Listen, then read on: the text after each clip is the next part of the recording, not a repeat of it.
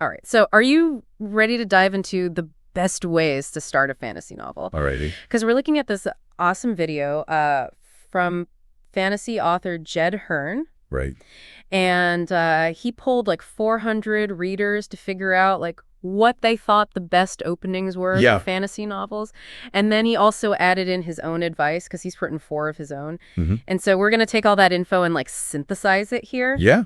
And there are some real cool things that we found out. Oh, yeah, for sure. Like, Some counterintuitive stuff. you can actually use prologues, Yeah. which is not something that people think that you should do. I know. I was really surprised by that. So Yeah. this is going to be super helpful, whether you are writing your own fantasy novel or you just want to like choose your next read more effectively. Absolutely. Okay, so the number one thing that readers said Yes. that they wanted What is it? in a fantasy opening was action. Yeah, they want to jump right into it. Okay, so not necessarily like explosions. No. But that idea of in media, like you're starting right in the middle of things. Yeah, like the day that everything changes Okay. for the main character. So like, The day the war breaks out. yeah. You know, the day the prophecy's revealed. Okay, so you're not like doing a bunch of exposition and backstory. You're No. just like throwing them Right into it. right into the action. Yeah, and that doesn't have to be, an explosion or a sword fight or something. Okay. It could be any kind of action that really raises the stakes and puts the character in a situation where something has to change. Okay, but how do you make sure that action is good? That's a great question. Like, I feel like there can be boring action Oh, absolutely. as much as there can be really exciting action. You said it. So what's the key? Well, Jed actually has a great term for it. Oh. Okay. He calls it the excitement equation. The excitement equation. Yeah, so basically you're going to make sure that the action is tied to the character's motivations and to the story's central conflict. Okay. So you're not just throwing, random action at the reader. Right. You're making sure that the action is meaningful and that it's revealing something about the character. So it's character-driven action. Exactly. Okay, so like the character is trying to escape. Yeah. And that's the action. Or they're trying to steal a magical artifact. Or, Right. And so right away we're getting a sense of what this character wants. Okay. What they're willing to do to get it. All right, that makes sense. Yeah, and it also just makes the action more exciting because we're invested in the outcome. So it's not just like random cool stuff happening. Right. It's cool stuff happening that we care about. Exactly. Okay, I like it. Yeah. Now this next one might surprise you. Okay, hit me. Readers did not actually prioritize likable characters. What? Yeah, I know, right? I thought everybody wanted to read about like a hero Right, you would say. that they could root for right away. Absolutely. But Jed found that readers actually crave complex and kind of morally gray characters. Okay, so not just like the perfect hero. Yeah. Okay. And they might not be instantly likable, Okay. but they're definitely interesting. And that's what keeps readers engaged. Interesting, over likable. Yes. Okay. Because think about it. Some of your favorite fantasy protagonists, Oh, yeah. they probably have some flaws, right? Oh, absolutely. Maybe they make some questionable decisions. Yes. They don't always do the right thing. And that's what makes them so compelling. Yeah, because it's more realistic, right? Absolutely. And it makes you think, like, why is this character making these choices? Right. Okay, so, like, what are some examples? Well, think about the characters from the First Law series. Ooh, yeah, those are great. Right. They're morally gray. They're often selfish. Mm-hmm. But we're completely captivated by them. Yeah, they're so complex and interesting. Right. And we never know what they're going to do next. That's a good point. Yeah, unpredictable. Yeah. So when you're introducing your characters, think about creating that sense of intrigue. Okay. Think about their unique motivations, their internal conflicts. Maybe they have a dark secret or two. Like, give them a characteristic moment that Yeah. just, like, sums up their personality. Right. And it doesn't have to be a good thing. No, it could be something that makes us question their morals, I like it. right? It's all about making them memorable. Okay, so we've got action, Yeah. we've got characters. Right. What else? Even the most compelling characters need a world to live in. Okay. That brings us to world building. World building. Oh, yeah, it's got to be a cool world. It does. Like, even if you have magic and dragons, Mhm. it's those unique details that really draw you in. Exactly. Like, I remember that awesome opening from The Gut of Prayer by Gareth Hanrahan. Oh, yeah, that one's great. Oh, my God. Like, he describes this city layered on top of itself, like, Right. with each level being a different era and a different culture. Mm-hmm. So cool. Yeah, it's just so visually stunning and immersive. Yeah. So that's what we call evocative world building. Okay. Instead of just stating facts about your world, Right. you want to paint a picture with your words. Okay. You want to appeal to the reader's senses and emotions. So, like, Imagine describing the scent of exotic spices wafting through a bustling market, oh, yeah, I love that. or the eerie silence of an ancient forest. Okay. or the weight of a magical artifact pulsing with power in the character's hand. You're making me want to write right now. I know, right? Yeah, so you're making the reader feel like they're actually there. Exactly. In the world. Yeah, like they can smell it, they can taste it. Yeah. They can feel the grit of the cobblestones under their feet. Okay, but you have to be careful not to info dump. Yeah, you don't want to overwhelm the reader with too much information all at once. So you don't just Right. stop the story and be like... Yeah, and here's a history lesson. Yeah, exactly. And here's a geography lesson. Okay, so how do you avoid that? Well, you sprinkle those details throughout the story. Okay. You weave them into the character's actions and observations. So, like, if the character is exploring a hidden temple, Right. you wouldn't just, like... Right, you wouldn't stop the story and give us a blueprint of the temple. Yeah, right. You'd describe, like... You might describe the way the torches flicker, Okay. casting strange shadows on the walls, Mm-hmm. or the feeling of cold stone beneath the character's fingertips. Okay, so you're giving them just enough Just enough. to pique their interest. Right, to make them want to learn more. Okay. But you're not bogging them down with too much detail. So it's like that balance of revealing and concealing. Yes. Yeah. And having the world unfold gradually as the story progresses. Okay, I like that. Yeah, it's like peeling back the layers of an onion. Ooh, that's a good analogy. Right. Okay, so we've got action, we've got characters, we've got world building. What else is there? Well, speaking of unfolding, Yeah. let's talk about one of the most effective ways to keep readers glued to the page. Ooh, tell me. Mystery and intrigue. Okay, so like That's unanswered questions. Exactly. Okay, I love a good mystery. I do too. It's like you can't put it down. You just have to know what happens. You have to know the answer. Yeah. And in fantasy, you have so many possibilities for creating really captivating mysteries. Like what are some...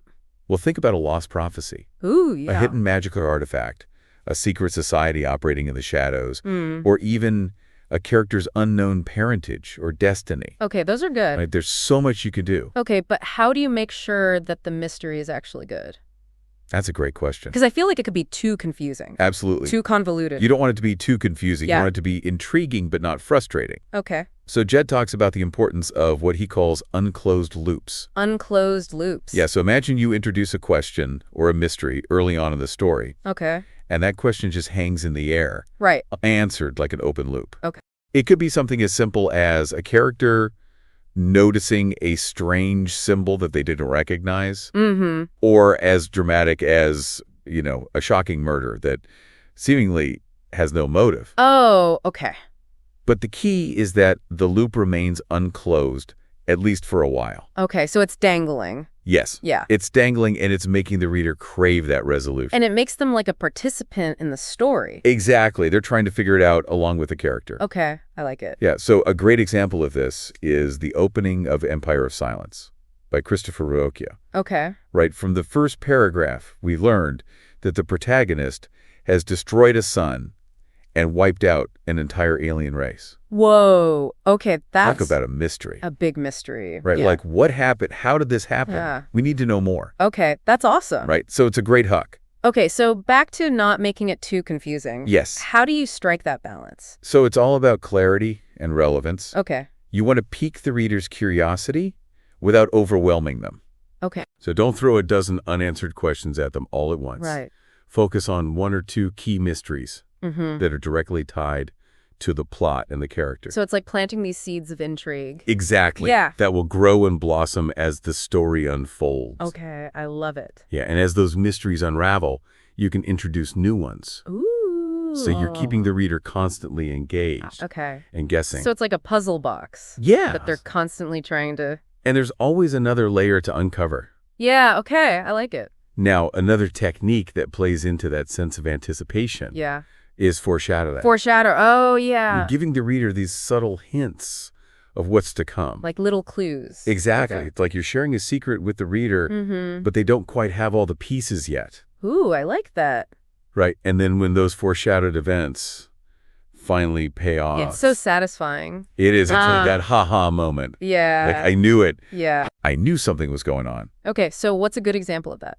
Well, one of the most masterful examples of foreshadowing I've ever seen Okay. is in The Way of Kings by Brendan Sanderson. Okay. He has this repeating prologue that seems a little confusing at first, Okay. but as you read further into the story, it gains deeper and deeper meaning. Okay. Each time you revisit that prologue, you notice new layers and connections Ooh, that's cool. that you hadn't seen before. Yeah. So it's like a puzzle that you're constantly piecing together. Like those magic eye pictures? Yes, Like exactly. you have to kind of like unfocus your eyes. And then suddenly Yeah. the image pops out at you. Okay, I love it. Yeah. So it's a really cool technique. Okay, but like, I don't know if I'm that smart to do something like that. You don't have to be as elaborate as Sanderson Okay. to use foreshadowing effectively. Okay. It could be as simple as a line of dialogue Okay. that hints at a character's hidden past, or a seemingly insignificant object that will later become crucial to the plot. So like Checo's gun. Exactly. Okay, so you're setting things up. Yeah, you're planting those seeds. Yeah. And you're letting the reader discover the connection. So it's all about those little details Yes. that have a bigger meaning. Exactly. Okay. Now, speaking of packing a punch, let's talk about a technique that could really shake things up, Okay, tell me.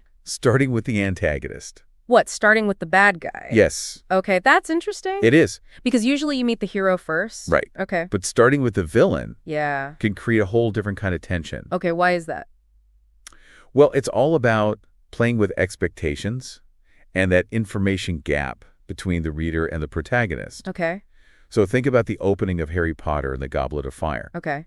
We witness Voldemort's return through the eyes of his victims Right. before Harry even knows what's happening. Yeah. So it's really chilling and effective. Yeah, it puts you on edge right away. It does. You're like, oh no. Right. This is bad. What's going to happen? Yeah. And it makes us worry for Harry. Okay, so starting with the villain, Yes. you can show their power, Right. their evilness, Their motives. or even meet the good guy. Exactly. Okay, I like it. Yeah. And it raises the stakes right from page 1. Okay, that makes sense. Now we can't forget about the element that makes fantasy so unique. What's that?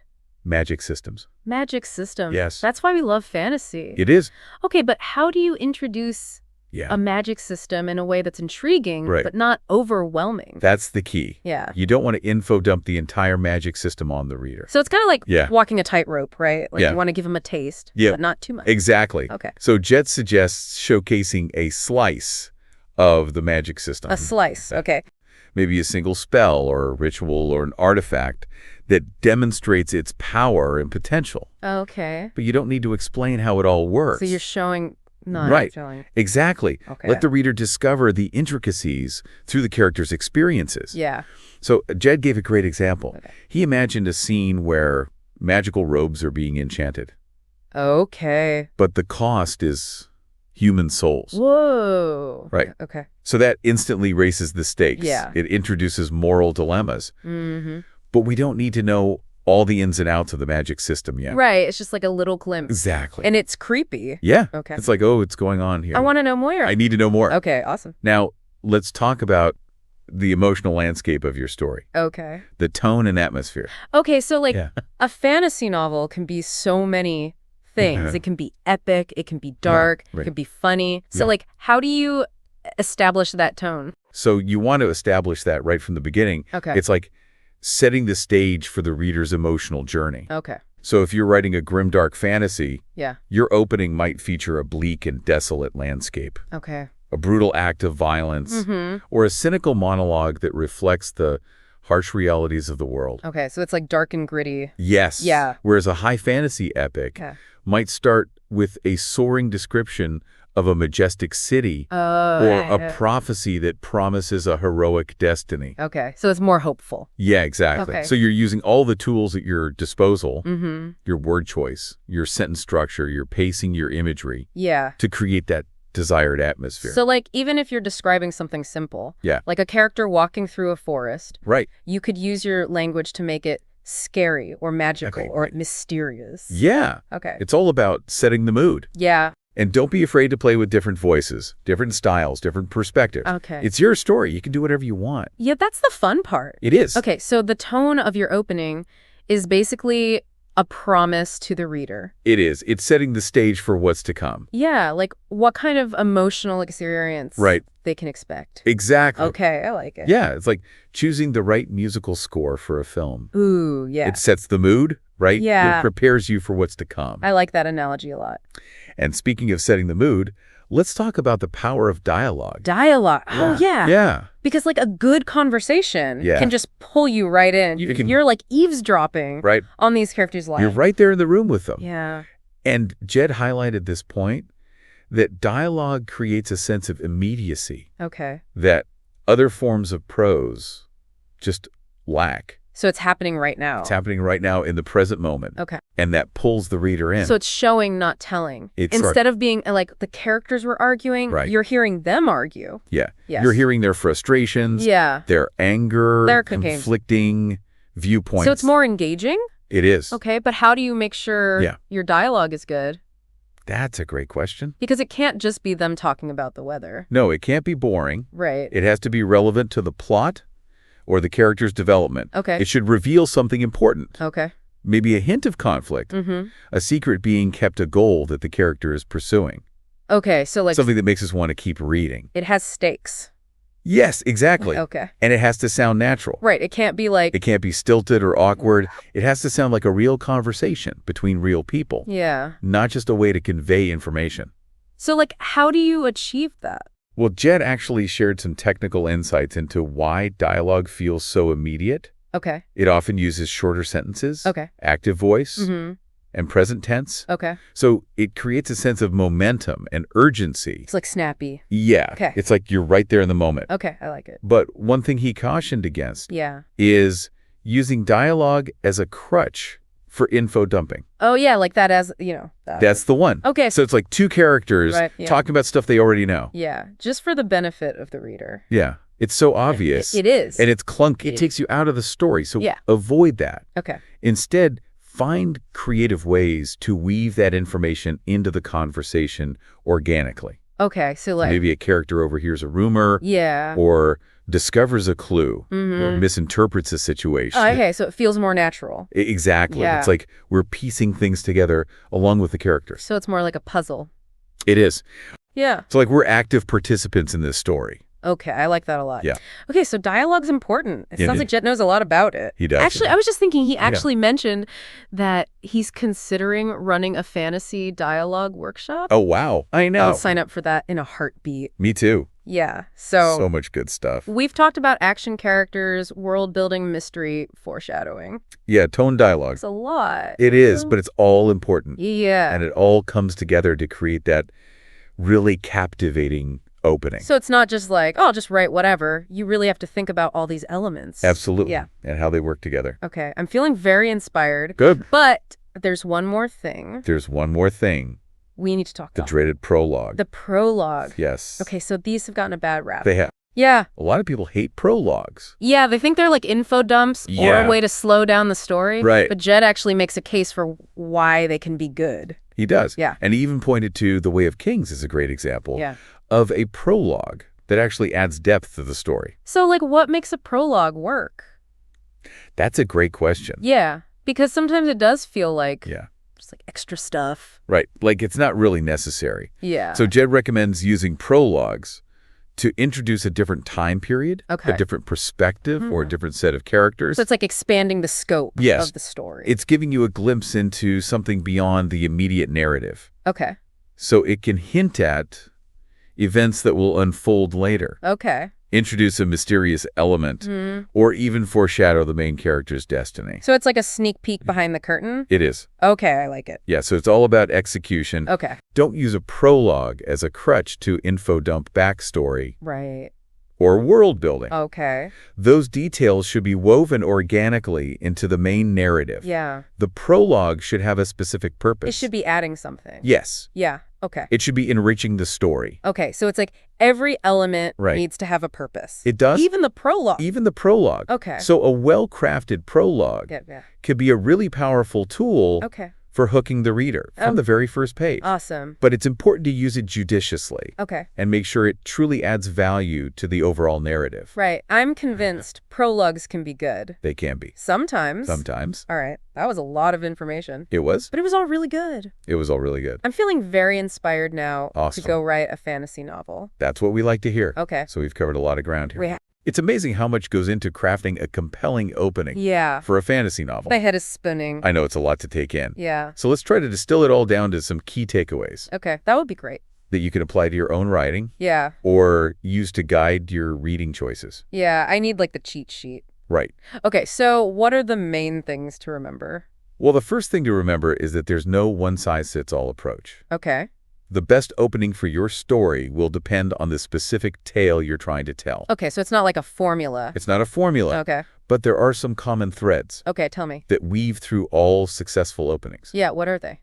So one thing that Jed emphasized again and again was the importance of starting strong. Okay. Whether it's through action, a captivating character introduction, Yeah. or immersive world building. Okay. You want to grab the reader's attention from the very first page. Yeah, you don't want them to put it down. You want them to be like, I have to read the rest of this. Right. You want them to be hooked Yeah. from the very first sentence. Okay, and how do you do that?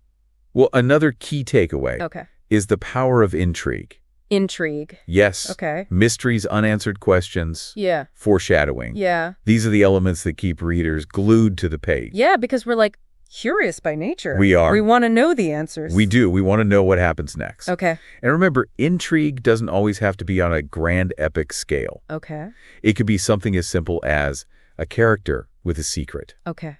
a whispered rumor, or an object that seems out of place. Okay, yeah, those little things. Right? Those little things can plant those seeds of doubt and curiosity Okay. that will blossom throughout the story. So it's like you're layering those mysteries. Exactly. Yeah. Both big and small. And it creates that sense of depth and complexity. I like it.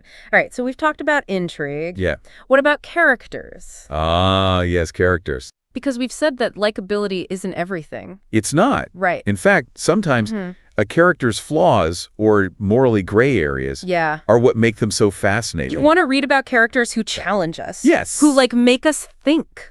Absolutely. Right, and not just, like, the perfect goody-two-shoes. No one wants to read about a perfect character. Yeah, exactly. They're boring. So when you're introducing your characters, don't be afraid to show their flaws. Show their flaws. Give them unique motivations, internal conflicts, Yeah. maybe even a dark secret or two. So let their actions speak louder than words. Exactly. Show, don't tell. Yes. Let their actions reveal who they truly are. Even if it's not pretty. Even if it's not pretty. Exactly. Right, so we want those characteristic moments that Yes. really define them. Absolutely. So we've got intrigue, we've got characters. What about that excitement equation? Oh, yes. The excitement I equation. want to know more about that. Okay, so this is a great framework for crafting action scenes Okay. that are both thrilling and meaningful. Okay, because you don't want action just for the sake of action. No, you want it to serve a purpose. Yeah. So the first ingredient is the goal. The goal. Okay. What does your character want to achieve in this particular action sequence? Okay, so they're not just fighting for no reason. Right, there has to be a motivation. Yeah, okay. And then you introduce obstacles. Obstacles. Yes, what stands in the character's way? Okay, so like another character. It could be another character. Or like a natural disaster. A dangerous environment, a ticking clock. Yeah, okay. And those obstacles could be external, like we just talked about. Yeah.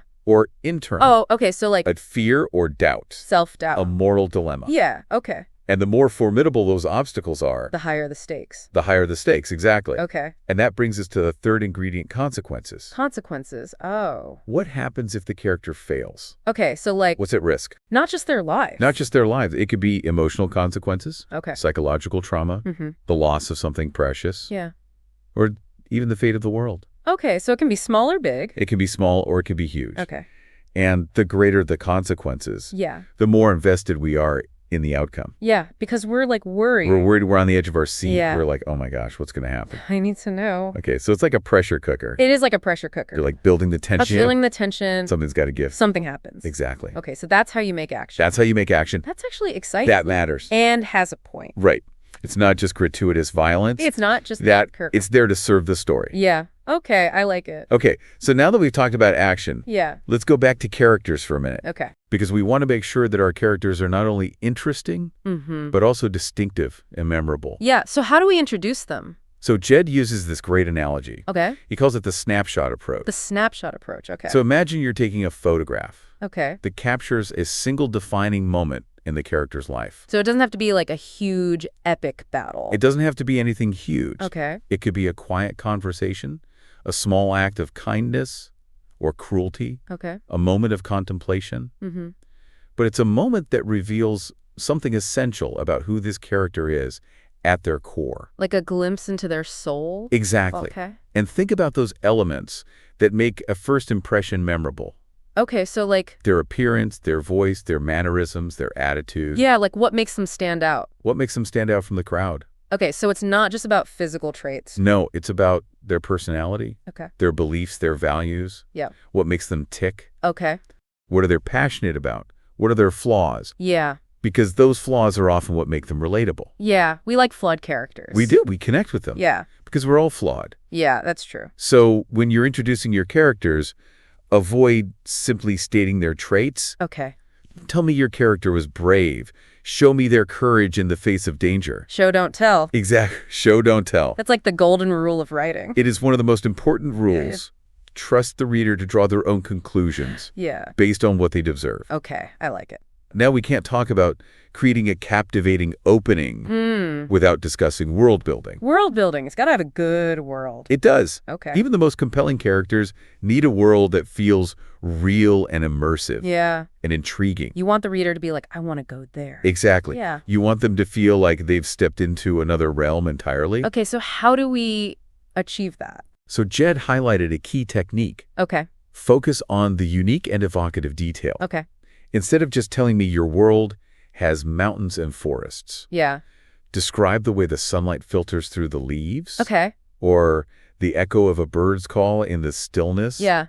You want to paint a picture with your words. Yeah, use sensory details. Sensory details, exactly. Okay. You want to make the reader feel like they're really there. I remember that opening from The Gut of Prayer. Yes. Like that city layered upon itself. That's what we're aiming for. Yeah. We want those unique details. So it feels real. It feels real. It feels lived in. Like people actually live there. Exactly. Okay. And don't be afraid to borrow from familiar tropes. Okay. But give them your own unique twist. Okay, so like you could have dragons. You could have dragons, but maybe they have iridescent scales. Okay. That shift color in the sunlight. Oh, that's cool. Right? Okay. Or maybe your elves aren't graceful and wise. Yeah. But fierce and savage. Oh, okay, so you're subverting expectations. Exactly. You're taking those familiar elements and you're doing something new with them. Okay. So it feels fresh and surprising. I like it. Now, when it comes to world building, it's important to strike a balance. Okay. Between revealing and concealing. So you don't want to info dump. You don't want to info dump. Yeah. You want to give the reader just enough information to ground them in the world. Okay. But you don't want to overwhelm them with exposition. So instead of explaining everything,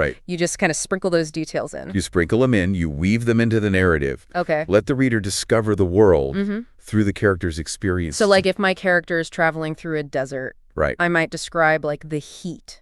The scorching heat, the swirling sand, the creatures that have adapted to survive there. Okay. And you might hint at ancient ruins buried beneath the dunes. Ooh. Or legends of a lost city that once thrived in this desolate landscape. So you're making the reader curious. Exactly. Okay. You're inviting them to explore. Along with the character. Yes. Okay, that makes sense. And speaking of exploration, let's talk about those moments when our characters face danger. Ooh, danger! Yes. Suspense? Suspense, peril. Okay, so how do we create that? So Jed emphasized the importance of playing with the information gap. The information gap. Between the reader and the character. So like dramatic irony. Exactly. Yeah. We know something the character doesn't. Yeah. And that creates that sense of dread or anticipation. Like, I want to warn them, yes, but I can't. You can't. Okay. So imagine a scene where a character is walking through a dark forest. Okay. Unaware that a predator is stalking them. Oh, yeah. We know the danger is there, but the character is clueless. It's like in a horror movie. It's exactly like a horror movie. Yeah. Where you see the killer hiding in the closet. Yeah. And the character's about to open the door. You want to yell at the screen? You want to yell, don't do it. Yeah. But you can't. Exactly. So that's suspense. That's suspense. Okay. That tension between what we know and what the character knows. It's like that anticipation. It is. Yeah. Those held breaths, those racing heartbeats. Okay, I like it. And remember, suspense doesn't always have to involve physical danger. Okay. It could be emotional or psychological as well. Like, what if they're about to... What if they're about to reveal a secret that could shatter their relationships? Or make a decision that has far-reaching consequences. Okay. So it's about raising the stakes, making those choices matter. Yeah. And we're invested. Yeah, because we care about the character. We do. Okay, so suspense is important. Suspense is very important. Right, and I think this kind of goes along with it. What's that? Characters. Yes. Characters. The most important part. Arguably the most important part. Of any story. Yes. Okay, so we want characters who are well-developed. Yes. Right, and who change and grow over time. Jed actually talked about this. Okay. The concept of the character arc. The character arc, It's not just about who the character is at the beginning. Yeah. But how they change. Right, like where do they start? Exactly, where do they start? And where do they end up? Where do they end up and what happens in between? So like what events or Right. relationships? Shape them exactly. Okay. So we want characters who evolve. Yeah. We want them to learn, overcome obstacles, Right. and ultimately become a different version of themselves. Because nobody wants to read about a character who just stays the same. Yeah, that's boring. Yeah. We want to see growth. We want change. Change. Okay, so how do we do that? Well, by hinting at that potential for change in the opening, Okay. we're immediately invested in the character's journey. Okay. We want to see how they'll navigate those challenges, how they'll make those difficult choices, and how they'll emerge from the crucible of the story. So it's like you're planting a seed. You're planting a seed of possibility in the reader's mind. Yeah. We see a glimpse of who they could become, and we're eager to see how it all plays out. Okay, but change can be good or bad. It can be good or bad. Yeah. A character can descend into darkness Okay. just as easily as they can rise to the occasion Yeah. and become a hero. So it's not always a happy ending. Not always a happy ending, Okay. but it's always a satisfying one if it's well written. Because it feels real. It feels real. Yeah. So we want those complex characters who make us think, Yeah. who surprise us, and who ultimately stay with us. Long after we finish the book. Exactly. So we've talked about a lot of elements. We have. Right, that make for a great opening, but like, there's no formula. There's no formula. Right. It's about finding what works best for your story, your characters, and your voice. Yeah. So experiment, play around with different techniques, and trust your instincts. Okay. The most important thing is to tell a good story. Yeah. And the opening is just the beginning. Yeah, it's the first step. It is. Okay, so Jed gave us a lot to think about. Yeah. But now I think he wants us to think about something else. He does. Give me. So Jed asked, if you were starting a fantasy novel, Okay. what kind of opening would immediately hook you as a reader? Ooh, that's a good question. It is a good question. Yeah, that is a good question. It is. Right? Like, what would make me want to read this book? What would make you drop everything and dive headfirst into this new world? Okay, so think about it. Yeah. Like, what kind of opening would just totally grab you? Would it be action? Would it be a character with a mysterious past? Ooh, yeah. A world that just completely defies your expectations? Okay. Or maybe just a single line of dialogue Ooh. that just shivers down your spine? Okay, yeah. So many possibilities. There are so many. And that's what makes fantasy so exciting. It really is. Right. Every story has the potential to just take you on this incredible journey. Yeah, to like a whole new world. A whole new world with unforgettable characters. Yeah. And challenges and triumphs. And magic. And magic. Yeah. And so we've seen today that those first few pages are really crucial. So important. For setting the stage for that journey. Like it's a promise. It is a promise. For readers. Yeah, exactly. it's a promise of adventure, of wonder, of a story that's going to stay with them. Long after they finish reading. Exactly. So whether you're a writer creating your next big fantasy epic or you're a reader just looking for your next awesome book. Absolutely. You know, to escape into. Remember that the power of a great opening is just to like transport you. It's to transport you to a different world. Okay. And who knows, maybe the next groundbreaking fantasy opening is already brewing in your mind, just waiting to be unleashed upon the world. Okay, so get out there and write. Go read. Yeah. Happy reading, happy write. That's it for this deep dive. Until next time.